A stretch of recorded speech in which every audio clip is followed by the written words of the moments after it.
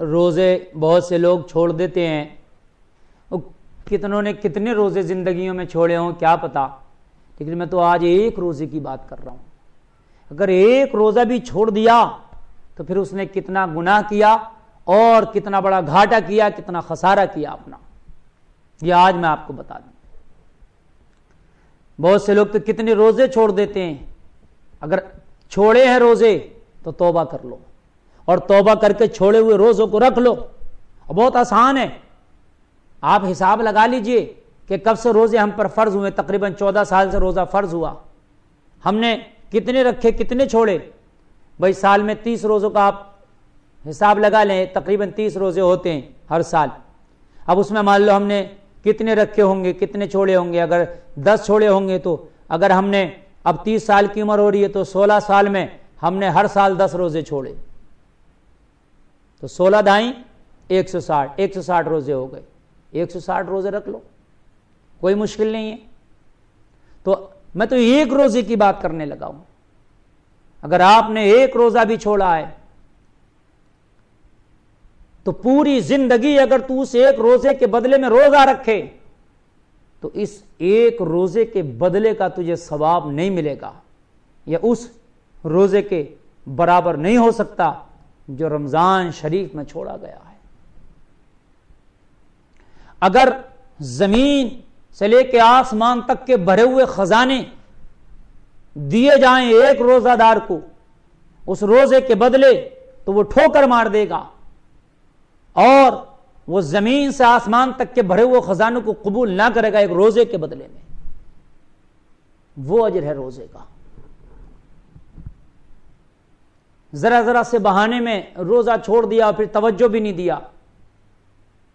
سختی کے ساتھ روزے رکھو، پابندی کرو، ایک ایک روزہ نہ چھوٹنے پائے، اس لیے کہ ایک ایک روزے کا اجر جب بٹ رہا ہوگا میدان محشر میں، تب بندہ سوچ رہا ہوگا کاش میں نے یہ روزے نہ چھوڑے ہوتے، کاش میں نے روزوں کو رکھ لیا ہوتا، اس وقت افسوس کر رہا ہوگا۔ لیکن معزز خواتین و حضرات، اس وقت کا افسوس کرنا وہ اس کا رنگ نہ لائے گا، کام نہ آئے گا۔ یعنی پوری زندگی روزے رکھو تو اس کے برابر نہیں، زندگی تیری 1000 سال کی ہو جائے تب بھی اس کے برابر نہیں۔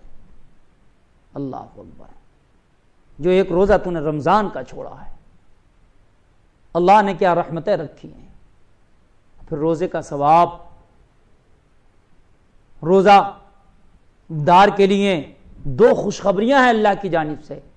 ایک خوشخبری تو یہ ہے کہ اسے اللہ کا دیدار ہوگا، اور دوسری خوشخبری اس کے لیے افطار کے وقت ہوتی ہے۔ یعنی روزہ دار جب افطار کرتا ہے تو پھر اس کو ایک عجیب خوشی حاصل ہوتی ہے۔ جس کا روزہ نہیں ہے وہ کھانا کھائے اسے اتنی خوشی نہیں میسر ہوگی، جو روزہ دار جب کھانا کھاتا ہے افطار کرتا ہے جو اسے خوشی حاصل ہوتی ہے، یہ اللہ کی جانب سے اس کے لیے۔ روزہ رکھنا تو رکھنا، روزے کا افطار کرانا بہت بڑا ثواب ہے۔ بہت سے لوگ افطار کراتے ہیں، روزے کا کرانا چاہیے، بہت ثواب ہے، اور لیکن جس نے افطار کیا اس کے روزے میں کوئی کمی نہیں آتی۔ بہت سے لوگ کیا کرتے ہیں، میں کسی کے اور کے مال کا افطار نہیں کروں گا، کسی کے دوسرے کے کھانے پر افطار نہیں کروں گا، کسی کے دوسرے دی ہوئی چیز سے افطار نہیں کروں گا۔ بھائی میں افطار اس کی چیز سے کر لوں گا، میرا ثواب تو ادھر ٹرانسفر ہو جائے گا۔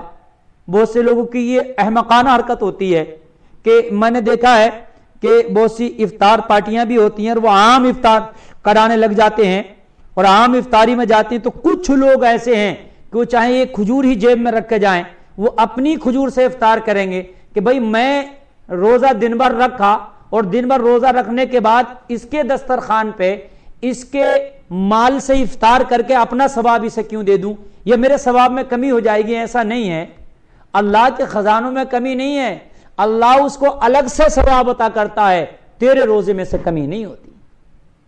ارے بھائی ایک مثال ہے، ایک چراغ جل رہا ہے، اس چراغ سے آپ 1000 چراغ جلا لو تو کہ یہ جو پہلا چراغ ہے جس سے 1000 چراغ روشن کیے ہیں، کہ اس چراغ کی روشنی میں کوئی کمی آئے گی؟ نہیں آئے گی نا۔ تو ایک چراغ کی روشنی میں کمی نہیں آ سکتی تو پھر اللہ کے خزانوں میں کمی کہاں سے آئے گی؟ تو افطار کرانا چاہیے، اور کوئی افطار کرا رہا ہے تو افطار کرنا چاہیے، اس کا قبول کرو۔ لیکن کسی نے اگر روزہ داروں کے لیے افطاری کا انتظام کیا اور وہ روزہ دار کے لیے ہے خاص اہتمام اور اس سے روزہ داروں کا روزہ افطار کرانا ہے، پھر اس میں کچھ ایسے لوگ بھی آ جاتے ہیں، وہ عام اعلان ہوتا ہے کہ ان کا روزہ بھی نہیں ہوتا، وہ بھی آ کے اس میں کھاتے ہیں، تو پھر وہ حرام کھا رہے ہیں، پھر وہ غارت گری کر رہے ہیں، ان کے لیے وہ حرام ہے وہ کھانا۔ اس لیے کہ صاحب معاملہ نے جو افطاری کا انتظام کرایا ہے وہ روزہ دار کے لیے کرایا ہے، اور اعلان بھی اس کا روزہ دار کے لیے ہے کہ جو روزہ دار ہیں فلاں جگہ افطاری کا انتظام ہے، اور روزہ دار اس میں افطاری کریں۔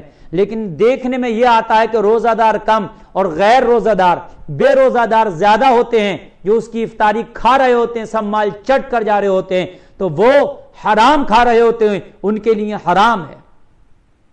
پچھلے دنوں تو اس کے تعلق سے مرکز اہل سنت بریلی شریف سے ایک فتویٰ بھی شائع ہوا تھا کہ جو افطار روزہ داروں کے لیے بھیجا جاتا ہے، جو افطاری غیر روزہ دار کے لیے کھانا کیسا ہے، تو کہا تھا اس میں حرام ہے، نہیں کھا سکتا۔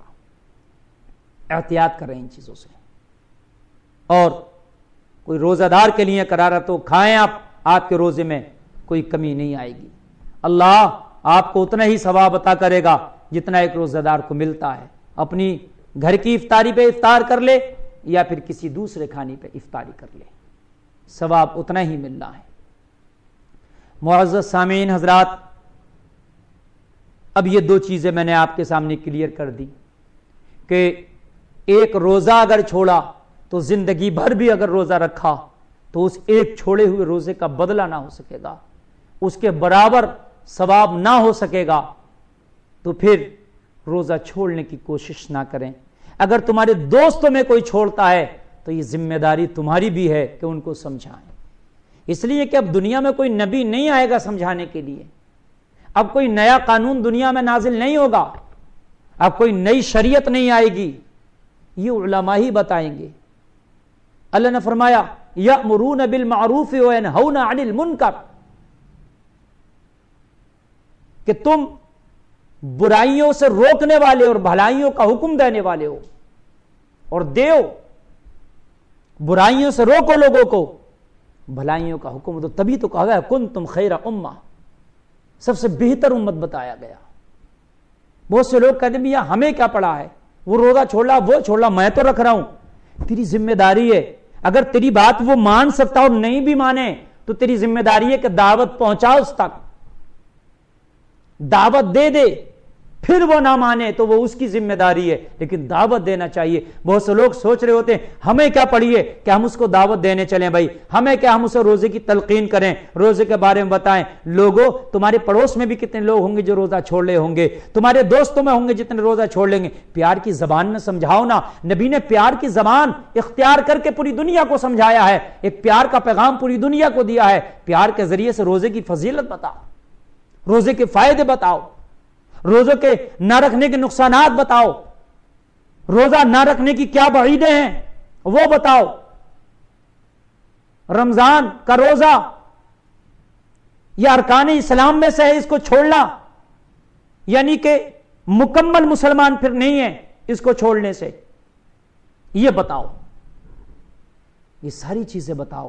ہو سکتا ہے کوئی تمہارے کہنے سے توبہ کر لے اور روزہ رکھنا شروع کر دے، پھر وہ اس کے روزوں کا ثواب اسے تو ملے گا بھی، لیکن وہ تجھے بھی ثواب ملے گا، کیونکہ تیرے سمجھانے کی وجہ سے، تیرے جو ہے بتلانے کی وجہ سے اس نے روزہ رکھنا شروع کیا ہے۔ یہ ہماری ذمہ داری بنتی ہے۔ بہت سے لوگ یہ سوچ کے بیٹھے ہیں ہمیں کوئی مطلب نہیں ہے۔ لوگوں میری اس گفتگو سے سن کر کم سے کم آج سے اپنے دلوں میں یہ ارادہ کر لو، زیادہ بھی نہیں تو کسی ایک کو تو ایسا کر دیں گے کہ جو روزہ نہیں رکھتا ہوگا اسے پکا روزہ دار بنا دیں گے، جو روزہ چھوڑتا ہوگا ہم اسے سختی سے روزوں کا پابند بنا دیں گے۔ کوئی ایک تو اپنی زندگی میں ایسا بنائیں گے کہ وہ اپنی زندگی میں ایک بھی روزہ نہ چھوڑے، ایسا ضرور بنائیں گے۔ لوگوں اپنے دوستوں میں نظر ڈالو، اپنے قریبیوں میں نظر ڈالو، جن تک تمہاری بات پہنچ سکتی ہے پہنچاؤ اور سمجھاؤ. اب کوئی نبی نہیں آنے والا، اب تم ہی کو سمجھانا ہے، برائیوں سے تم ہی کو روکنا ہے، بھلائیوں کا حکم تم ہی کو دینا ہے. کرو قرآن کی اس آیت پر عمل. اللہ تعالی ہمیں برائیوں سے رکنے کی اور دوسروں کو روکنے کی توفیق عطا فرمائے.